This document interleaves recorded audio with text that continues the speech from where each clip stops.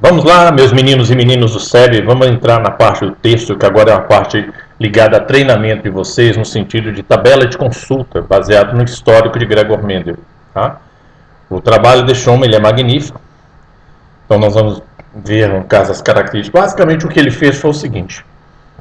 Ele acompanhou cada geração de plantas de ervilhas, chamada Physo sativum, nome da espécie, com as mesmas características, ou seja, as plantas que davam flores roxas, como está apontado aqui, ó, flores roxas, sempre geravam flores roxas ao longo de 3 gerações, ao longo de 3 anos, quer dizer, davam 6 gerações. Porque essa planta ela tem 6 meses, desde o nascimento até a morte. Então, a cada ano dão 2 gerações. Como ele acompanhou isso durante 3 anos, ele teve certeza que essas plantas eram linhagem pura, ou seja, eram homozigóticas. Tá? E depois desses 3 anos, da mesma forma como ele acompanhou essas plantas que têm as características de flores roxas, ele também acompanhou essas plantas que tinham características de cores brancas. Então repara que a evidência, a cor das flores, ela é contrastante. Né? Assim como outras características, cor da semente, cor da vagem, entendeu? Tudo isso é bem visível, porque tem planta que produz vagem amarela, tem outra planta que produz vagem verde, assim como tem planta que produz semente verde e outra semente amarela. Também pode ser semente lisa, como semente enrugada, rugosa. Tá? Então as características são muito perceptíveis, elas são contrastantes. É o termo que a gente utiliza para ela. E isso ele anotou tudo. Tá? E chegou um determinado momento, essa planta ainda tem uma outra característica interessante, que é seus mecanismos de reprodução, tanto a estrutura feminina, que é essa garrafinha que está aqui, e a estrutura masculina, que são esses negocinhos que estão aqui do lado, esses pelinhos aqui laterais, que esses pelinhos laterais são conhecidos como androceu, tá? Ou estames, que produzem grão de pólen. E esse elemento que está aqui, que é a estrutura feminina, essa garrafinha aqui central aqui, é o gineceu, a estrutura feminina, também conhecida como carpelos ou pistilo. E essa planta ela realiza um sistema de autofecundação, ela não deixa inseto polinizar, ou seja, ela fecunda ela mesma. Então ela garante o que a gente chama de uma linhagem pura. O que Mendel fez, dentro de uma curiosidade, né, dele, ele cortou as estruturas masculinas de uma planta, né, da planta da flor roxa, deixou só a feminina desenvolver, e fez o contrário em relação à flor branca. E depois ele deixou, ele retirou a estrutura feminina e deixou só os masculinos desenvolverem. Como elas foram plantadas no mesmo período, a época de reprodução dos dois coincidiram na formação da flor. Depois ele pegou um pincel, tirou o pólen da flor branca e passou para a flor roxa, ou seja, ele fez uma montagem de um híbrido. Né? Ele misturou os elementos, então ele sabia o que ia nascer aqui. Só que ele percebeu na formação da F1 que se evidenciavam características, né, que em cima de outras. Por exemplo, essas ervilhas aqui, quando elas nasceram, foram plantadas e cresceram, a flor que nasceu nesse F1, todas elas eram roxas, não nasceu flor branca. Né? A estatura, por exemplo, era uma estatura de planta alta, não era estatura de planta baixa. Então ele tinha várias características de comparação nesse histórico dele. Você vai ver no caso aí que ele chamou de característica que se manifestava de dominante, e a característica que se deixava de manifestar chamou de recessivo. E ele conseguiu enumerar isso, são basicamente 7 elementos. É o que a gente vai treinar daí para frente. Nós vamos fazer a parte de uma tabela, chamada tabela de consulta, e a competência que vocês têm que fazer é entender o raciocínio. Você não precisa memorizar quem é dominante e quem é recessivo, porque o problema vai lhe trazer isso. A sua competência é você tirar a informação, fazer a tabela e depois fazer os cálculos que o problema lhe pede para você fazer, né, em relação a ele. Essa é a sua competência em relação aos assuntos ligados à genética. Tá? Então, o que vai ser passado para vocês depois é uma imagem, né, que nós estamos adiantando aqui, com relação às 7 características que foram evidenciadas por Gregor Mendel. Repara, a forma da semente ela pode ser lisa ou ela pode ser rugosa. Ele percebeu que a forma lisa é dominante e a forma rugosa é recessiva. O professor precisa lembrar disso? De jeito nenhum. Você não decora isso aqui. O problema ele traz toda a informação. O que você precisa saber é montar a tabela e fazer os cálculos de projeção para saber o que vai dar se eu cruzar tal coisa com outra coisa. Beleza? Então, mas memorizar quem é dominante e recessivo, jamais, mané. Viu? Esquece isso, é coisa de doido. Senão você vai sair pelado, correndo e gritando pela rua afora e joga pedra no bicho que o irmão está endoidando. Não se decora isso de jeito nenhum. O problema vai lhe passar tudo. Tá? Então, tranquilidade aí. Cor da semente, eu tenho semente amarela e semente verde. Tá? A amarela que ele percebeu que é dominante e verde recessivo. Isso é trabalho dele. Né? Cor da flor, repara, a cor roxa ou púrpura, né? Como chique, púrpura que explica roxo, é dominante sobre a cor branca da flor. A vagem também, que é lisa, ela é dominante sobre a vagem, que ela é chamada ondulada, né? E aqui ele usou o termo rugosa, mas ela é cheia de ondinhas, porque parece que ela desinflou e aparece todos os carocinhos, você consegue visualizar todas as sementes no interior dessa vagem aqui. Ela é chamada também de ondulada. Ela também aqui pode ser chamada, em vez de lisa, ela pode ser chamada de inchada, parece que ela está inchada que nem um balãozinho. Mas o termo melhor que eu utilizo aqui é liso e ondulado. Cor da vagem é uma coisa interessante, parece que ela faz pegadinha com a gente. Repara que a vagem verde é dominante e a vagem amarela é recessiva. O que não acontece com a semente. Olha, a semente amarela é dominante e a semente rugosa, aqui a semente amarela é dominante e a semente verde é recessiva. Então ela faz uma troca, parece que é uma questão de pegadinha. Não coincide a semente amarela com a vagem amarela dominante, não. A semente amarela é dominante, mas a vagem amarela é recessiva. Tá? Repara pela coluna aqui, ó, que é colocada. Tudo isso aqui é recessivo. Tudo que está do lado de cá é dominante. A mesma coisa em relação à posição da flor. Eu tenho uma flor que termina na ponta do pé. Ela é chamada flor terminal, como está aqui, ó, termina na ponta. E as flores que são axilares, ela se desenvolve embaixo da folha, como se fosse na axila. Né? O que está embaixo de... Então ela brota embaixo da folha e é por isso que é chamada axilar. As flores axilares são dominantes. A flor que termina na ponta do vegetal é chamada de recessiva. E a altura do pé, você tem um pé alto em torno de 160 centímetros, né? E um pé baixo em torno de 40 centímetros. Ele percebeu que o pé alto ele tem dominância em cima do pé baixo. Tá? Então, continuando esse raciocínio, vamos entender como é que é feita a tabela de consulta. Olha como é que é feito. Isso é padrão. Isso é o que você tem que saber aí. Ó. Vamos começar a basear na forma da vagem. A forma da vagem ela pode ser lisa ou ela pode ser rugosa. Tá? Repara a superfície dela aqui, ó, toda irregular, é rugosa. E aqui é totalmente lisa. Então vejamos o que acontece. Essa é a tabela padrão que você tem que saber fazer. Ela tem 3 colunas. A primeira coluna é a característica geral, que é isso aqui, ó, forma da semente. Tá? Depois eu tenho um fenótipo. O fenótipo é o que eu vejo. A semente ela pode ser da forma lisa, a superfície lisa, ou então a superfície, no caso, rugosa. Então eu vou usar os dois termos, lisa e rugosa. E aí o que Mendel percebeu? Mendel percebeu que a forma dominante é lisa e que a forma recessiva é rugosa. Então, para você saber, no caso, processar como é que você vai representar, você não vai colocar L de lisa e R de rugosa, não é assim. Você vai trabalhar com letra dominante, que é maiúscula, e letra recessiva, que vai ser minúscula. E vai pegar a primeira letra da característica recessiva, que é rugosa. Isso aí é regra, não significa que é também sangria desatada. Se você quiser trabalhar com lisa, com L, vai ser um Lzão aqui e um Lzinho aqui. Mas a regra pede você pegar a primeira letra da característica recessiva, então vai ser um Rzinho. Então aqui é o gen que representa a rugosa, é um Rzinho.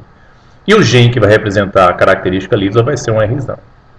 Tá? Repara, é a mesma letra, só que eu estou diferenciando o dominante, que é maiúsculo, e o recessivo, que é minúsculo.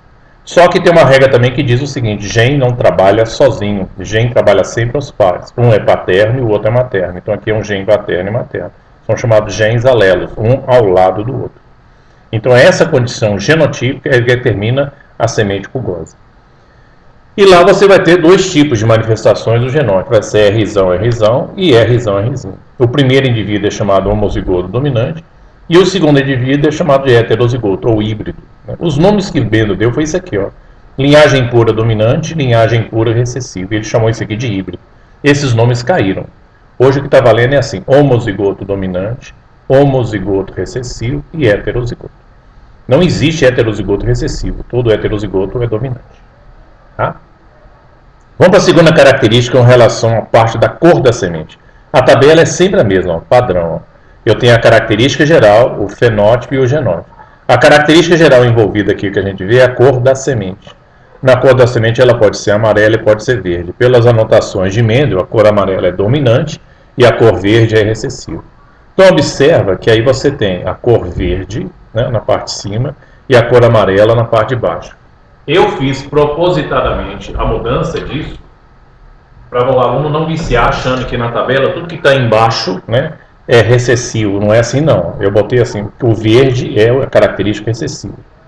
Primeira letra então evidenciada, V, eu vou trabalhar com Vzinho, que ele é recessivo, letra minúscula. E aqui vai ser Vzão, que vai ser o gen que vai simbolizar a semente de cor amarela.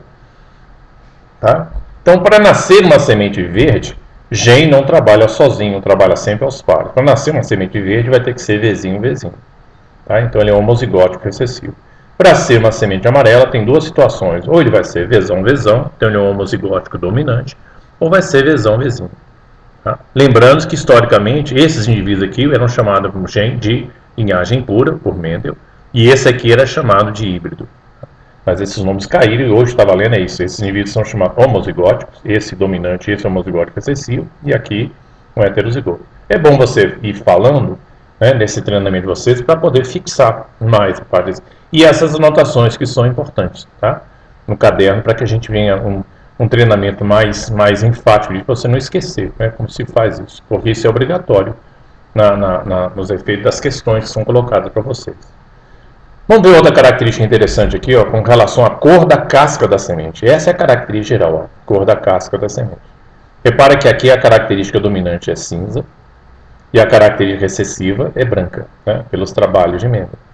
Aí repara, eu tenho uma letra que vai representar isso aqui. Qual é a letra que eu vou trabalhar? A primeira letra da característica recessiva, B de branco. Então o Bzinho vai simbolizar o gene recessivo branco e o Bzão vai representar o gene dominante cinza.